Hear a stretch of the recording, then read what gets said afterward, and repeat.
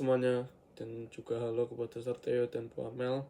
Pada video ini, kita dari kelompok 1 yang berisi dari Air Bening, Felis, Jonathan, Elano, dan Valentino akan menjelaskan proyek kolaborasi antara biologi dan juga matematika. Dalam tugas ini, kita menggunakan data jumlah pasien selama 3 hari pertama, lalu menerapkan ke dalam model fungsi matematika untuk melihat bagaimana pola pertumbuhan datanya. Tujuan dari presentasi ini sendiri adalah menunjukkan bagaimana matematika bisa membantu kita menganalisis perkembangan kasus dalam biologi dan bagaimana data nyata dapat dimodelkan menggunakan fungsi eksponensial. Kita pindah slide dulu ke bagian matematika berdasarkan data yang ada di slide. Dari slide tersebut, kita mendapatkan 3 data utama. Pada hari pertama, atau pada hari ke-1, jumlah pasien adalah 2, sehingga F1 sama dengan 2.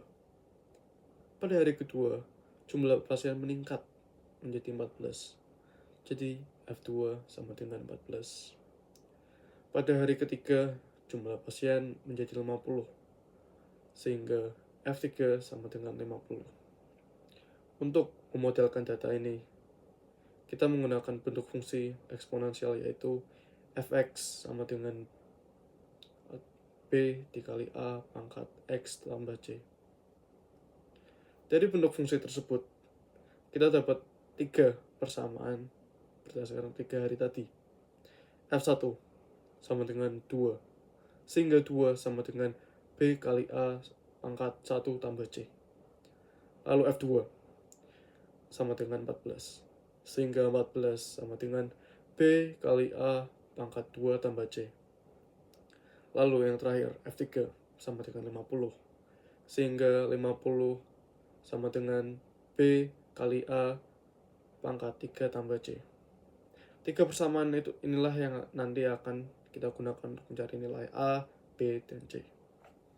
Sekarang kita ke langkah mencari nilai A dari 3 persamaan yang sudah kita dapatkan. Kita punya 1, 2 sama dengan B dikali A pangkat 1 tambah C. Lalu kita memiliki persamaan kedua, 14 sama dengan B dikali A pangkat 2 tambah C. Lalu kita memiliki persamaan ketiga, yaitu 50 sama dengan B dikali A pangkat 3 tambah C. Untuk mencari nilai A itu sendiri, kita membandingkan 2 persamaan pertama. Kita lakukan pembagian persamaan 2 oleh persamaan 1. 14 dibagi 2 sama dengan kurung siku B dikali A pangkat 2 tambah C kurung siku dibagi kurung siku B dikali A pangkat 1 tambah C kurung siku. B di atas dan di bawah saling hilang, lalu pangkatnya kita kurangi. Hasilnya 7 sama dengan A pangkat 2 tambah C dikurang 1 tambah C. 7 sama dengan A pangkat 1, jadi kita mendapatkan nilai A, yaitu 7.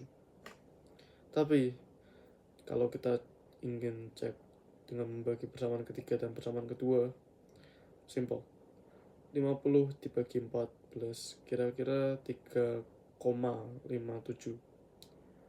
Ini datanya dari hari kedua dan hari ketiga tidak mengikuti rasio yang sama. Karena kita hanya butuh satu nilai A yang paling masuk akal dan yang konsisten dengan data hari pertama dan kedua, kita akan menggunakan nilai A yaitu sama dengan 7 agar hasilnya lebih stabil dan lebih konsisten daripada kita menggunakan koma, karena hasilnya tidak akan round number, atau di sisi lain itu tidak angka penuh. Oke, kita lanjut ke next step, yaitu next step yang terakhir adalah mencari nilai orang yang akan terkena virus pada hari keempat. Menggunakan fungsi fx sama dengan 2 kali 7 pangkat x minus 1, kita bisa aja menghitung hari keempat dengan cara f4. f4 sama dengan 2 kali 7 pangkat 4 kali 1, yang hasilnya 2 kali 7 pangkat 3. Menghitung nilai fungsi, 7 pangkat 3 itu sendiri adalah 343. Jadi F4 sama dengan 2 kali 3 pangkat 3, yang hasilnya 686. Banyak orang yang akan terjangkit virus corona di hari keempat adalah 686. Terima kasih Serteo sudah mendengarkan presentasi saya, dan saya harap Serteo memberikan nilai terbaik. Terima kasih Serteo sudah mendengarkan.